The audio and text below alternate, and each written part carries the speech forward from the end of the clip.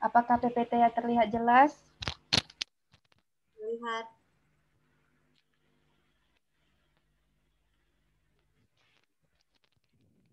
Assalamualaikum warahmatullahi wabarakatuh.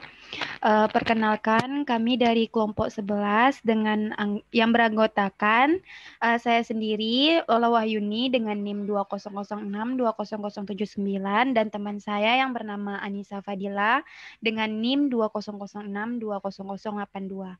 Kami ingin mempresentasikan hasil diskusi kami yang berjudul Teori Konstruk Personal oleh George Kelly. Biografi George Kelly. George Alexander Kelly dilahirkan pada 28 April 1905 di sebuah pertanian dekat Perth, Kansas, suatu kota yang hampir tidak diketahui orang. 35 mil di bagian selatan dari Wichita, George adalah satu-satunya anak dari L. Leda M. Kelly, seorang mantan guru, dan Theodore V. Kelly yang sebelumnya George A. Kelly merupakan pengajar psikologi fisiologis di From Hans Kansas State College tahun 1931.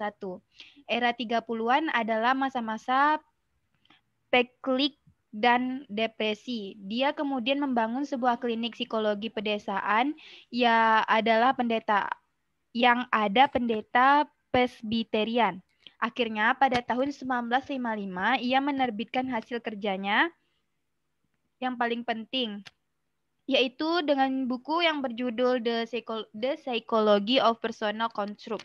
Buku yang terdiri dari 2 jilid ini, yang dicetak ulang pada tahun 1991, berisi keseluruhan teori kepribadian Kelly dan salah satu dari hasil kerjanya yang diterbitkan pada saat ia masih hidup.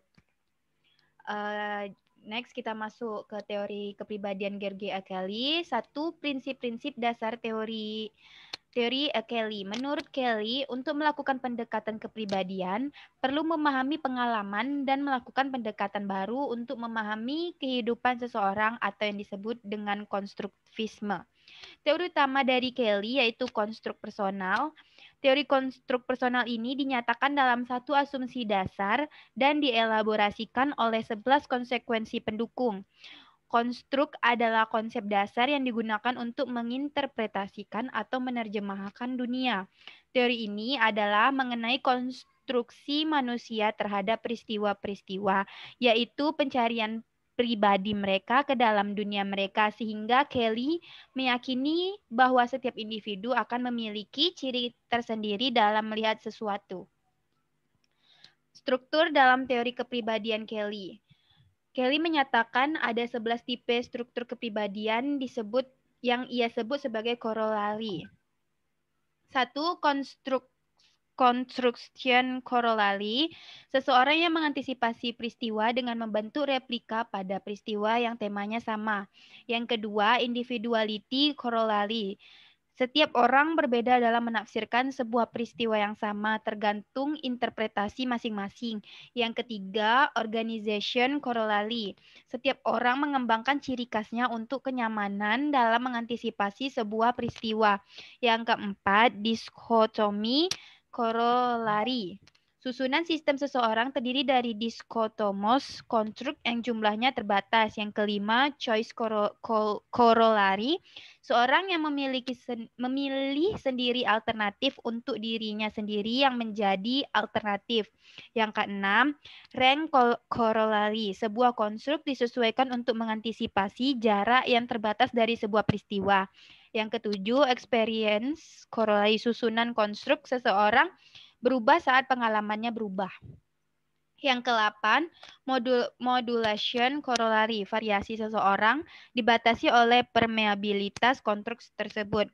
Yang ke-9, fragmentation corollary. Seseorang dapat memakai berbagai konstruk subsistem yang terdiri dari yang satu dari yang lain. Yang ke-10, commonality corollary. Sampai pada tahap tertentu, seseorang dapat menerapkan konstruksi yang sama dengan orang lain jika proses psikologisnya sama atau norma kultural, moralitas, idealitas. Yang ke-11, social corollary. Sampai pada tahap tertentu, seseorang dapat membentuk proses konstruksinya dari orang lain. Ia dapat berperan dalam suatu proses sosial yang melibatkan orang lain. Selanjutnya akan dibacakan oleh teman saya yang bernama Anissa Fadila. Baik, akan melanjutkan tentang dinamika kepribadian. The speak cycle, circumspection, preemption, and control or choice. Fase yang pertama yaitu circumspection, melibatkan perkembangan berpikir proposisional. Propositional construct adalah salah satu cara memfasilitasi keterbukaan kepada pengalaman yang kontradiksi. Mengembangkan propositional construct adalah mode fleksibel berpikir yang menghindari pikiran seperti tidak tapi. Fase kedua, preemption, melibatkan pilihan yang berhubungan dengan elemen di antara proporsional. Fase ketiga adalah kontrol atau choice. Individu yang telah mengurangi bidang menjadi satu persoalan dikotomus akhirnya memilih antara dua kutub yang berlawanan. Next. Aplikasi teori konstruk personal.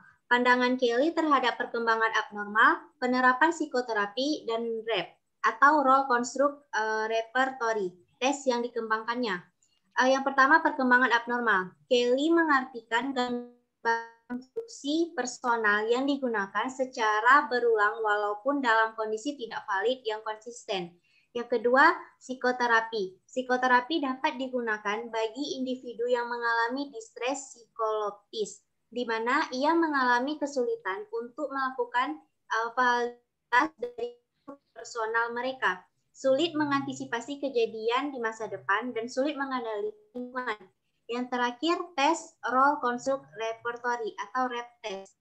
Sudut lain yang digunakan oleh Kelly baik di dalam maupun di luar sesi terapi. Tujuan REP test ini adalah untuk menemukan cara-cara di mana manusia dapat melihat konstruk personal.